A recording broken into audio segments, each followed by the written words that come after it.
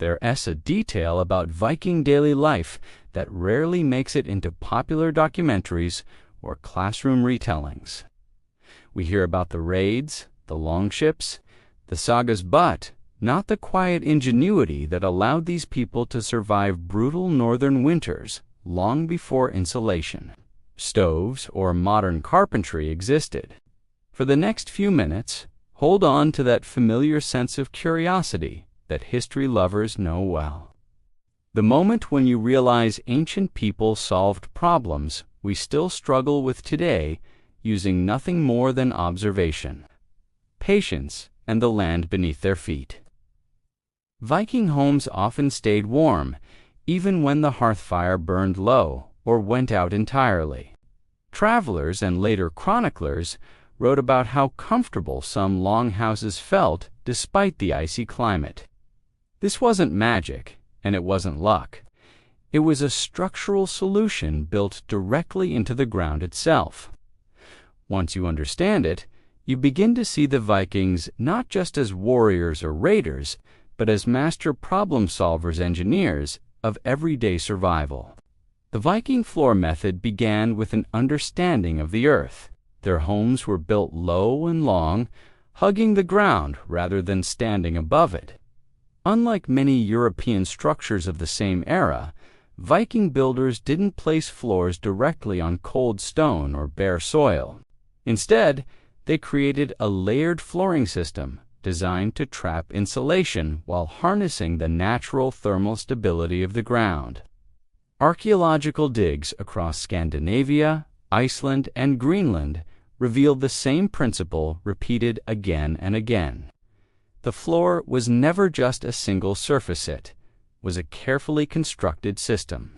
At the base was compacted earth, firmly tamped to create stability.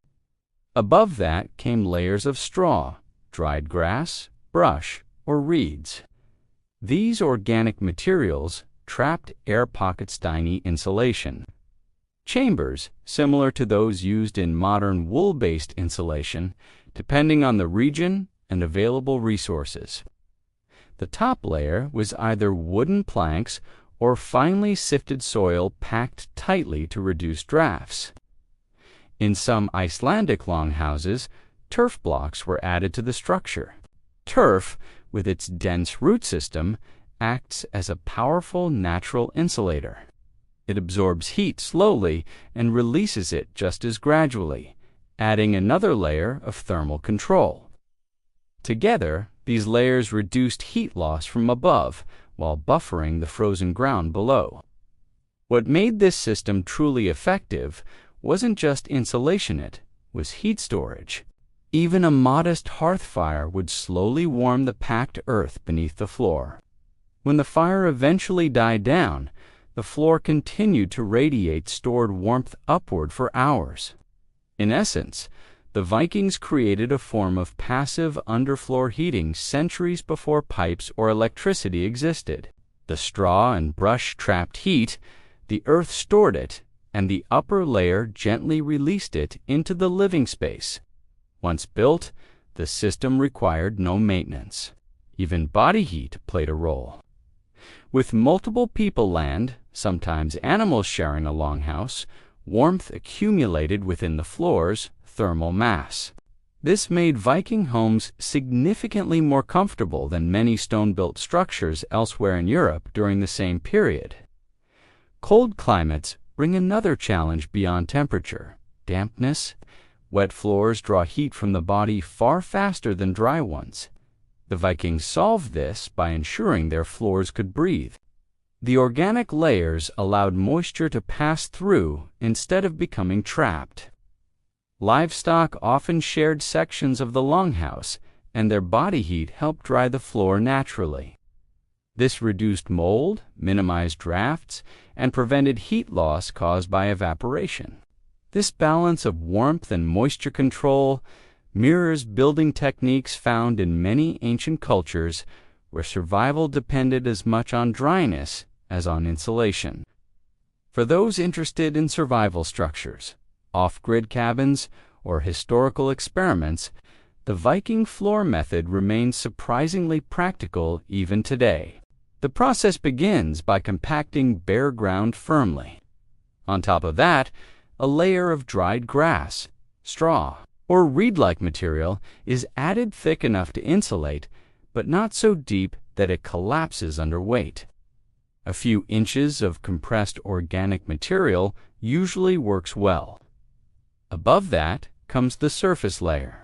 Wooden planks are ideal, but finely packed soil or even turf blocks can work in primitive or emergency shelters, especially if the root mass is left intact.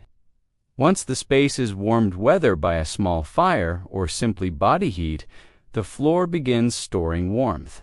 Many campers experience a similar effect when packing pine needles beneath their sleeping area. The Vikings simply formalized and refined the method. For modern off-grid cabins in cold regions, a contemporary version might use tamped earth, clean straw, and reclaimed planks. Builders interested in historical accuracy can replicate turf flooring by cutting sod blocks directly from the land. Over time, as the organic layers compress, insulation improves and interior temperatures stabilize. This approach works especially well in earth floor workshops, root cellars, and small shelters where conventional flooring is unnecessary or impractical. What makes the Viking floor method so enduring is its simplicity.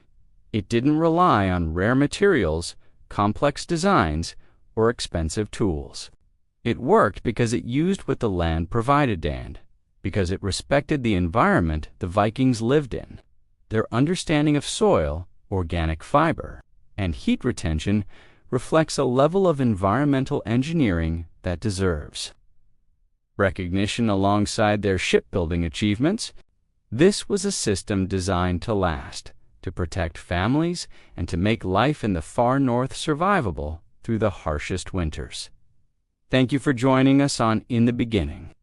If this guide brought you value, consider subscribing, sharing it with fellow history enthusiasts, and helping us continue exploring the ancient knowledge that shaped how people lived and survived long before us.